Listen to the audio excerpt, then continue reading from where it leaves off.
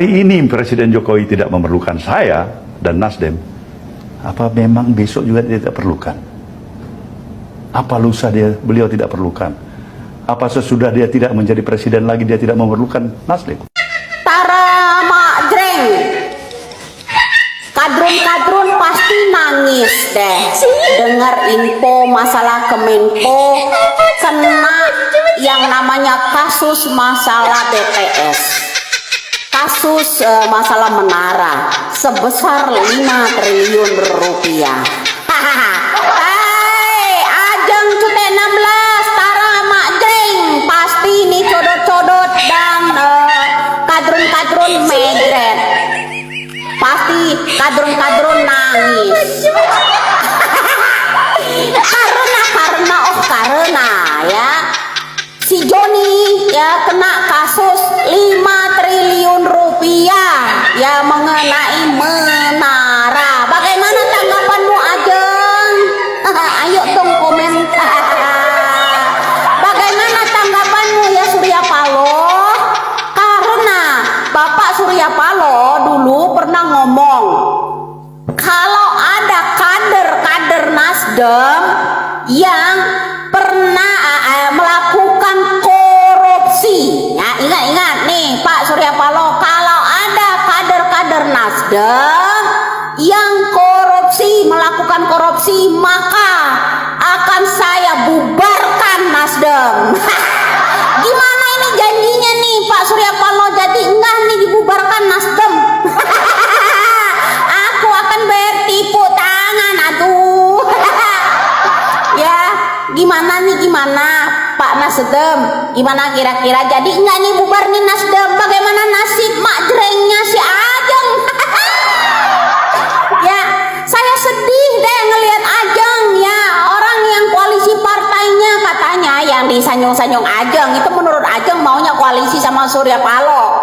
Nah, artinya gini Jeng, codot-codot dan kadrun-kadrun semua orang yang ngeyel-ngeyel menentang kebijakan Pak Jokowi, menentang yang namanya undang-undang penyitaan aset ya, begitu ternyata dia itu menyimpan korupsi ya. Kalau ada orang yang menentang kebijakan masalah undang-undang penyitaan aset negara ini, terutama kalangan-kalangan yang dari Ajeng Cute 16, dari orang-orang Surya Paloh ngeyel membelaan di situ, pasti ada udang di baling bakwan. Udang di baling bakwan ternyata ya ada maling. Pasti itu ini bersandiwara ini ternyata Bahar ini ada juga dong mainnya di balik ini semua. Ada suasana keprihatinan yang kita semua rasakan. Saya pun merasakan keprihatinan yang luar biasa. Tapi di sisi lain, saya menyaksikan seorang yang konsisten, seorang yang persisten, seorang yang kukuh dalam memegang prinsip, dalam memegang komitmen, betapapun besar cobaan, ujian, tantangan yang harus dihadapi atas sikap, atas pilihan yang dilakukan. Malam hari ini saya menyaksikan dari dekat dan saya bangga. Saya bangga memiliki abang seperti Bang Surya Paloh ini. Dan di dalam perjalanan kami lewati beberapa waktu ini, seorang nasionalis sejati mengambil sikap untuk menyatakan kepada semua bahwa di negeri ini ada kesetaraan kesempatan, bahwa di negeri ini semua mendapatkan perlakuan yang setara. Seorang yang menyatakan dengan lantang bahwa menghormati kebinekaan adalah dengan menjaga persatuan. Karena itu ujian, tantangan yang dilewati itu dilewati dengan rasa yakin, bahwa ini membawa pesan-pesan dan nilai kebenaran. Begitu banyak orang mengatakan A, B, C, D, E tentang kami, dan Bang Surya Paloh sebagai seorang nasionalis sejati melakukan pengujian, melakukan pembuktian, melakukan pemantauan, dan sampai kepada sikapnya. Konsekuensi dari sikap dan pilihan yang diambilnya besar bagi Bang Surya Paloh dan bagi Nasdem. Tapi tadi di ruangan kita ngobrol, kita berdiskusi, saya menyaksikan dari dekat pribadi-pribadi yang tak bergeming, pribadi-pribadi yang memilih untuk teguh dalam sikap, memilih untuk menghadapi ini semua, cobaan, tantangan yang muncul atas konsekuensi keputusan-keputusan dengan keyakinan bahwa Tuhan Allah Subhanahu wa taala akan berpihak kepada kebenaran. Tantangan besar insya Allah bisa dilewati bila keyakinan itu ada. Dan malam hari ini saya menyaksikan dari dekat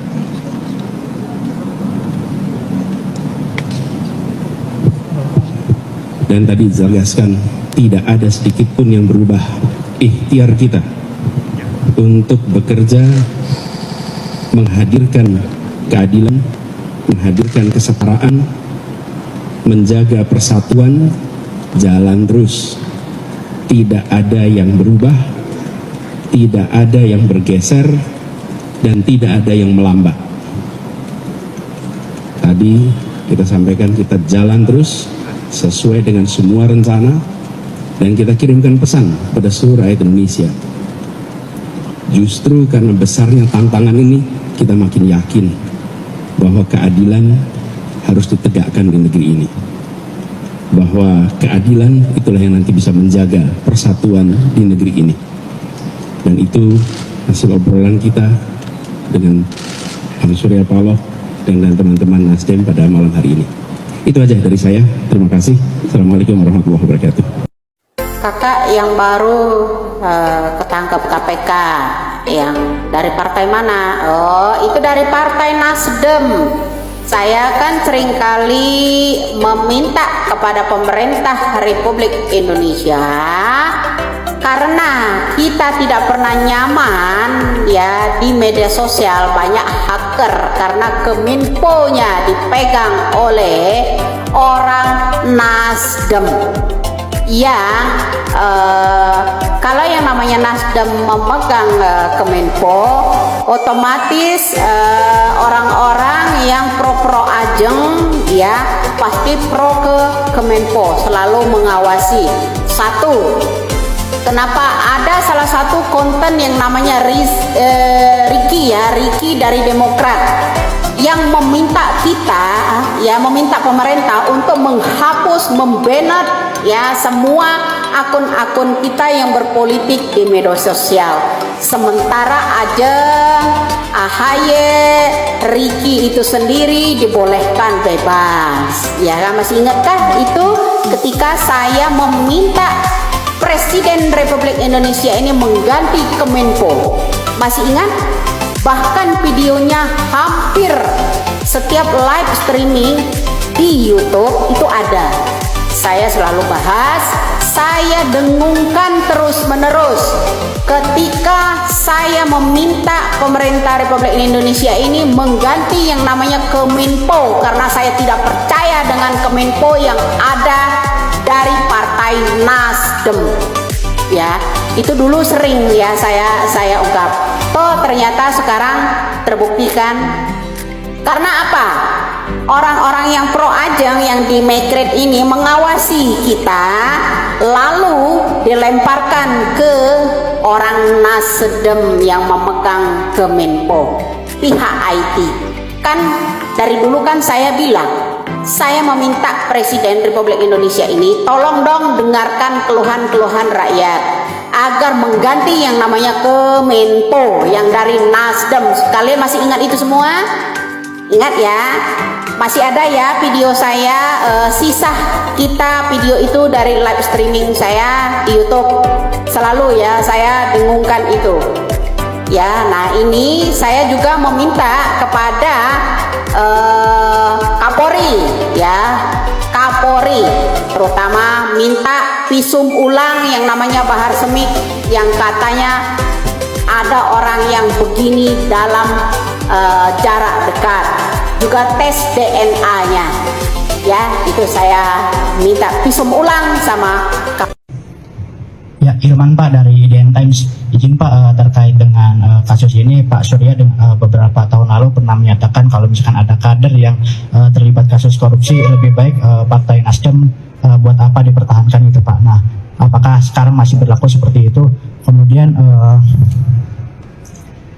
ini kan kemungkinan Pak Joni akan di-reshuffle Pak. Nah itu jumlah menteri dari Nasdem apakah akan berkurang atau tetap itu Pak? Dan apakah akan ada bantuan hukum untuk Pak Joni? Terima kasih Pak. Baik, jadi ada dua peristiwa, dua-dua sekjen. Yang satu kasus 200 juta rupiah, dia masuk tahanan untuk sekian tahun. Kasus gratifikasi, dia telah menyelesaikan kewajibannya dan sekarang menjadi warga negara bebas. Yang kedua, Joni Plate, terserah pendalaman pembuktian yang mungkin lebih dalam nanti, tapi hari ini saya simak baik-baik keterangan daripada Kampus Bangku. Ada pengakuan yang menyatakan dia meminta agar diberikan 500 juta untuk anak-anak setiap bulan dengan proyek kerugian negara yang 8 triliun. Ya, kalau tidak ada pendalaman lebih lain untuk menemukan bukti-bukti yang lebih memberatkan, ya semakin sedih lagi kita. Terlalu mahal dia untuk diborgol dalam kapasitas dirinya sebagai menteri, sebagai sekjen partai. Terlalu mahal, terlalu mahal. Kita tetap menganut ajas praduga tidak bersalah. Tidak ada di antara kita yang memastikan diri kita ini terlepas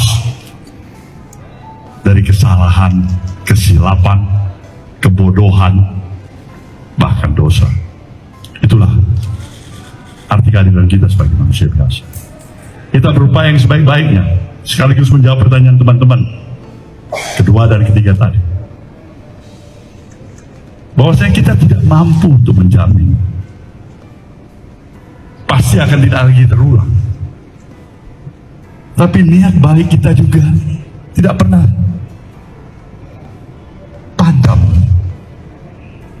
Tidak pernah ada pers yang barangkali mungkin mengapresiasi partai ini dengan komitmen yang sesungguhnya menolak politik dengan mahal. Dan itu bukan 1 rupiah, bukan 200 juta, mungkin triliunan. Dari apa pelaksanaan pilkada-pilkada yang sudah berlalu? Ini hanya catatan perbandingan bagi kita. Mencari kesalahan satu noktah di ujung pulau sana dibandingkan dengan gajah di depan mata. Saudara pikir mungkin itu adalah hal realita yang kita hadapi saat ini? Jadi bagaimana dengan PLT-nya Bung Joni Plate, di reshuffle-nya?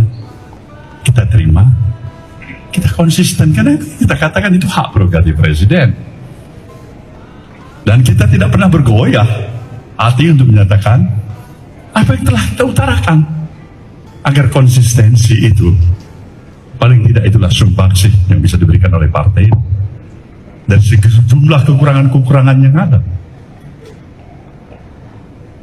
Ini yang jelas. Ulangin pertanyaan Anda tadi. Ya kan tadi siang Pak Faldo mengatakan bahwa tugas Menkominfo akan emban oleh PLT yang belum dipilih sampai sekarang. Apakah Nasdem pada nantinya, pada kesempatan selanjutnya akan mengajukan nama baru yang akan menggantikan Pak Joni atau seperti apa? Kalau kita konsisten, ini hak prerogatif presiden bagaimana kita mengajukan baru. Salah-salah presiden nggak suka. Nggak ada lebih bodoh dari Nasdem untuk tiba-tiba mau mengajukan nama baru tanpa diminta oleh presiden. Sekali lagi, itu adalah hak prerogatif presiden. Oke? Next. Aliran dana ini bagus. Ini yang memang dikehendaki oleh partai ini. Partai ini menginginkan transparansi yang seutuhnya. Sekali lagi saya katakan, transparansi yang seutuhnya. Periksa seluruh yang kemungkinan. Dari ujung kiri ke ujung kanan, dari barat timur, atas bawah, siapa saja yang terlibat. Periksa juga seluruh unsur yang ada di institusi manapun, termasuk Partai Nasdem ini. Nasdem mau welcome itu. Kita menyambut itu. Dan berikan juga hukuman yang setimpal. Tanpa ada leg spesialis dalam pengertian privilege. Si A boleh diperiksa, si C tidak boleh diperiksa. Semakin sedih lagi kita. Semakin sedih. Tapi kalau transparansi itu dilakukan dengan kemampuan profesionalisme Kejaksaan Agung kita yang bebas juga dari intervensi siapapun dan juga kepentingan politik dari manapun, kenapa kita tidak berikan dukungan sepenuhnya? Jadi kalau kawan-kawan tanya, Nasdem mau berikan dukungan sepenuhnya atau setengah, saya bilang totalitas kita akan berikan dukungan itu, agar semua kita tuntaskan. Kalau enggak, sia-sialah kita untuk menginginkan dan memperjuangkan suatu misi besar, membawa kemajuan bangsa dan negara, menjaga demokrasi negeri ini, dan memperjuangkan rasa keadilan yang sesuai dengan komitmen kebangsaan kita. Itu kira-kira. Pak, pertanyaan Pak dari saya, sini Pak, Ramli dari Times Indonesia. Saya pengen minta tanggapannya dari Pak Surya Paloh tentang yang sudah ramai di media sosial. Ini kan sudah dikomentari oleh semua masyarakat Pak, bahwa kasus ini ada intervensi dari kekuasaan dan salah satunya karena ada pandangan politik yang berbeda antara Pak Surya Paloh, mungkin ya kedua Anies, dan pemerintah mungkin ke salah satu kandidat. Mungkin itu Pak. Bagaimana tanggapannya Pak? Tanggapan saya ini sebenarnya harus mengkaji ulang. Apakah itu benar? Saya pikirkan ulang. Di dalam proses itu saya berkontemplasi. Sampai sejauh ini saya berpikir positive thinking. Nggak ada itu intervensi. Sejauh ini. Tapi kita nggak tahu esok hari. Kita nggak tahu siapa yang garanti bahwa kasus ini tidak diintervensi. Mungkin sekarang, saat ini tidak. Besok, lusa, minggu depan, bisa saja terjadi. Jadi tanggapan saya, semuanya, apabila kita sayang pada negeri ini, buanglah kepentingan-kepentingan subjektif. Oke guys, Assalamualaikum warahmatullahi wabarakatuh. Salam, Om Swastiastu, Namo Buddhaya, salam kebajikan dan salam sejahtera untuk kita semua. Saudaraku sebangsa dan setanah air, para penonton kanal YouTubeku yang sangat saya hormati dan sangat saya cintai, salam jumpa dan selamat bertemu kembali bersama saya Sayenai pada hari ini, Kamis 18 Mei 2023. Saudaraku sebangsa dan setanah air, dalam muatan video saya kali ini, saya mau menyajikan kepada para pemirsa sekalian tentang kasus yang menimpa Menkominfo, yakni Bapak Joni G. Plate. Beliau ini adalah sekjen dari Partai Nasdem juga, dan juga saat ini menjabat sebagai Menkominfo di kabinetnya Bapak Presiden Insinyur Haji Joko Widodo. Saudaraku sebangsa dan setanah air, dalam muatan video tadi kita mendengar bersama bagaimana tanggapan yang digelontarkan oleh Bapak Anies Rashid Baswedan berkaitan dengan kasus yang menimpa Johnny G. Plate ini, dan juga ada pernyataan-pernyataan yang menurut saya sangat serius yang diucapkan atau yang ditanggapi oleh Bapak Surya Paloh. Ada berbagai macam pandangan, ada berbagai macam argumen dan juga statement.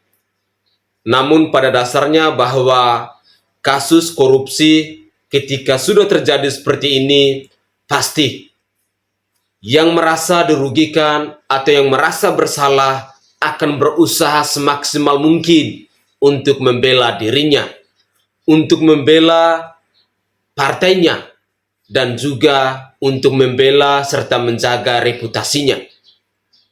Saudara, sudah seringkali terjadi di bangsa ini kasus korupsi seperti ini.